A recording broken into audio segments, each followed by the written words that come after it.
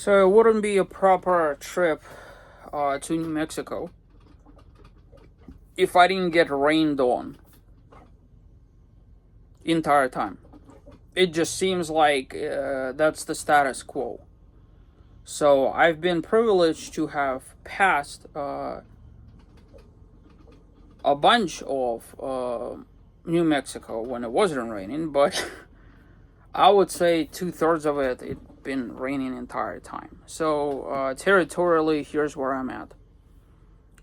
By the way, hands down, driving from South New Mexico north, 100% recommend. It is beautiful. If you've ever had the displeasure of driving east to west, there's really nothing to look at. And so I will have to concede that while the trip from wherever it is that you are, if you're navigating from the corner of Texas that way towards Louisiana, and then driving diagonally that way to Amarillo and then to Albuquerque, etc., you're just wasting your time. In my view, I-10, hands down, to 25, 1,000,000% recommend. If you get very lucky with the weather, you're gonna thank me for having driven extra mileage. Now, I'm just trying to escape hail, severe thunderstorms, and all these other things. So what's happening is there's this thing that's churning this way, and then there's things that's churning this way, right? So this guy is doing this number, right? And that guy is over there by the East Coast. Driving like this diagonally through Texas would have put me at all the horribleness, right? So driving like this on I-10 basically allowed me to skirt on the bottom. And while I was heading towards the high hill and all this other stuff, because I got stuck for 2 hours being landlocked, my fault, I guess. In previous videos, if you know, you know. Great. So that put me behind schedule severely. But at the same token, all the nasty weather just kept moving like this, right? And so I'm doing this number right behind the nasty weather as it's doing this number entire time. So what's happening is I'm arriving to the scene as the weather is moving on, as the weather is moving on, as the weather is moving on, right? And then as I'm driving on I-25, which is from El Paso to Amarillo, right? It's been on both sides, kind of like doing this number, and so I caught it right at that it's like 60 or 70 miles south of Amarillo, whatever that town is called. Starts with S or E, whatever. Right? So then it was like, you know, kind of drizzly here, drizzly there. I arrived to Amarillo.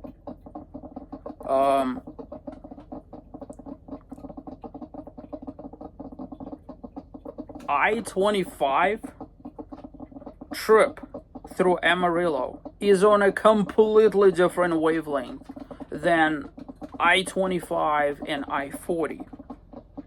Right? If you're driving like this through Amarillo, if you only have to drive through I-25, it's like being kicked in the balls, but only once. If you're driving on I-40 as well, it's like somebody kicks you in the balls and says, oh, would you like to have another one? And they kick you again.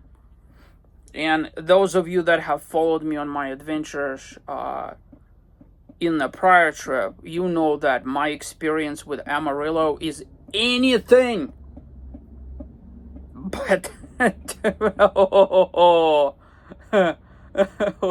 two flat tires, 2 dead GoPros. Well, today I killed the 3rd GoPro, so I mean it's not technically dead, but I can't trust it, apparently. Um, right. Now,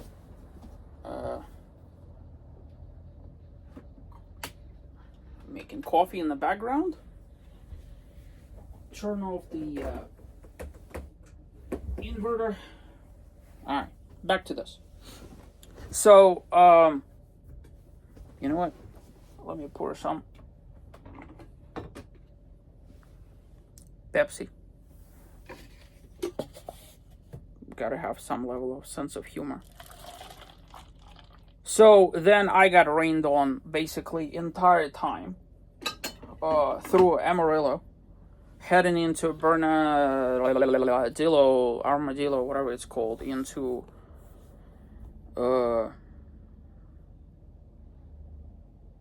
there's like multiple reservations, Indian reservations, and it was raining the entire time. It just kept getting worse and worse after I've left. Unfortunately, like the beautiful part of 550 that's not Colorado is where the reservations are.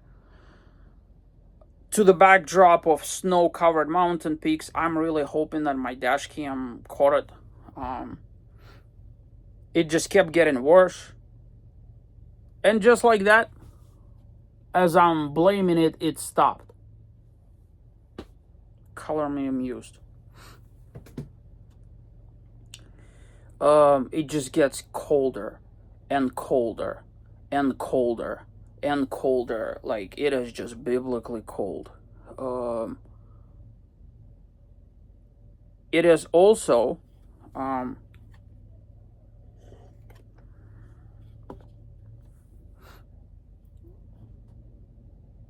rather impossible to find any place to pull over all the way from freaking Amarillo all the way to Cuba, New Mexico. Now, Cuba, New Mexico, for me, this is the second time that I'm stopping here. You know, I stopped here on the way back from my trip. Ironically, the fancy portion of 550, horrible weather at that time, just like it is this time. But at least it was captured nicely on my initial visit as I was driving to Utah. It was nice and sunny and everything like that. So, while this area is beautiful, it is just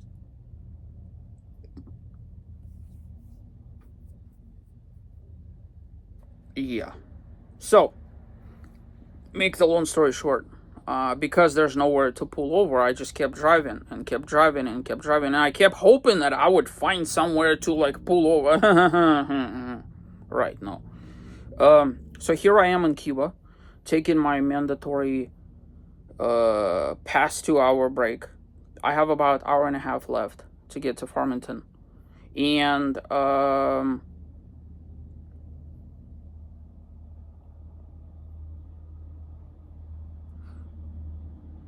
Yep. Yep. So it's supposed to be super duper cold. I just have to survive today and tomorrow.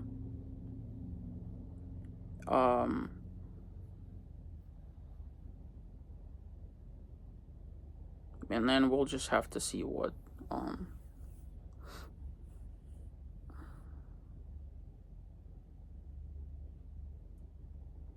would I give to magically transplant myself to Utah right now, just past all this mess and all this miserableness. But the problem is, like, there's literally, because this is all like Navajo land and tribal land and whatever land, like the chunks of BLM lands that exist, after all the rains, I don't want to drive there and get stuck,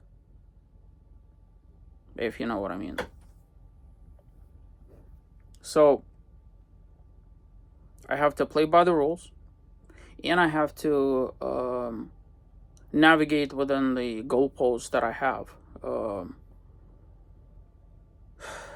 man, I would love I would love to be like, if I right now was in Cortez, instead of heading into Farmington, I would be like so much happier. Um, Mercifully, the distance between Cortez and Farmington isn't that big, so during my lunch break, I expect to mosey over and stop at Love's, and just finish out my workday. Um, and then, hightail it all the way to Moab. Um, I still haven't thought about what I'm gonna do in Moab on Thursday, but it is going to be a whole day of just basically do anything. But because it's been raining and because it's been all of this, I don't want to be putting wheels off road, because I don't want to get stuck out there with my Jeep. And likewise, I'm too tired to be hiking. I do have hikes planned for Saturday. Friday is when I'm supposed to be working and getting mom from the airport, which will allow me to kind of relax, unwind, and just catch up on all the strength that clearly is draining. Today, because I couldn't stop, I drove for 4 hours, and whoa, dude,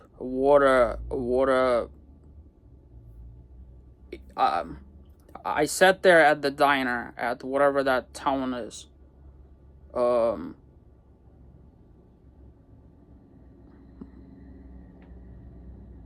The food was kind of, but you know what? Let's be honest. This is roadside food.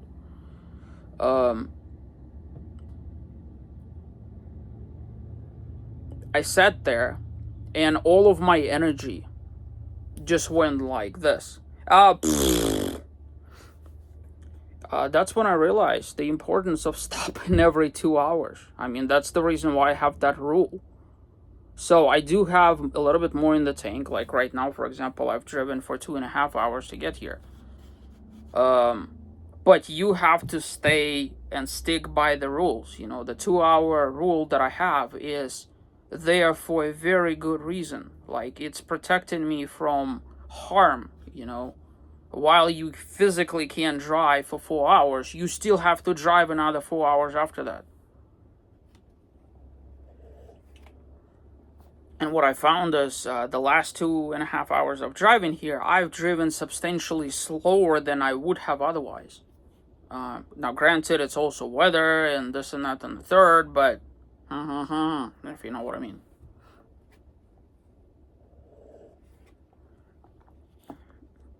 So my goal right now is to make my way to Farmington, New Mexico.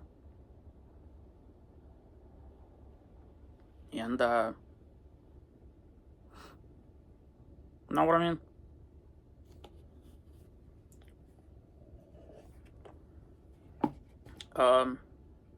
See you there.